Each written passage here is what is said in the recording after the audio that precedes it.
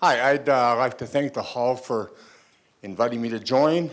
I want to thank my incredibly supportive family, my beautiful wife, Anna, who herself is in the Hall of Fame. She's in the Sunnyside School District Hall of Fame as one of their all-time great teachers. I spent this past several decades watching the look on people's faces when they see me with her. They look at her, and then they look at me. They look at her, and they think I'm holding her family hostage.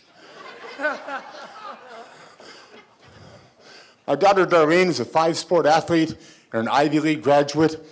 She and Virginia Pedersoli were the only 2 female athletes in the Amphi Hall of Fame.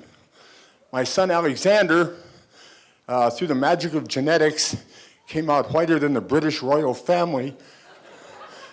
When he won the discus championship in high school, he got up on the winner's stand and did the Black Power salute. One of my favorite moments. My 2-year-old granddaughter, Penelope, is here. She and I play Jeopardy every afternoon before I leave for coaching, and I'm undefeated, but I'm looking forward to the day that my streak comes to an end. I grew up in an incredibly athletic neighborhood in Southern California. My best friend in high school was Gary Matthews, who was called the Sarge when he played for the Cubs. My next-door neighbor, Bobby Chacon, won the featherweight boxing championship of the world. In one 5-year span at my high school, 2 of our quarterbacks were Anthony Davis and Charles White.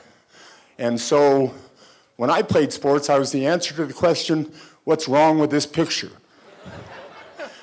But I played multiple sports in high school and college, and I was okay, but never great. When it came time to start a family, I was already writing for a living, and so my wife and I agreed that I would be a stay-at-home father. And I did that for nearly 20 years. So I got a late start on coaching. Brian Peabody, the Pima basketball coach, helped me get started. He and I were reffing a high school summer league together, and he was just finishing up his college. And I told him that 50% of all American adults will never read a book after their formal education comes to an end. And Brian said, make that 51%. So he obviously wasn't majoring in math. Greg Hansen's always been really cool to me.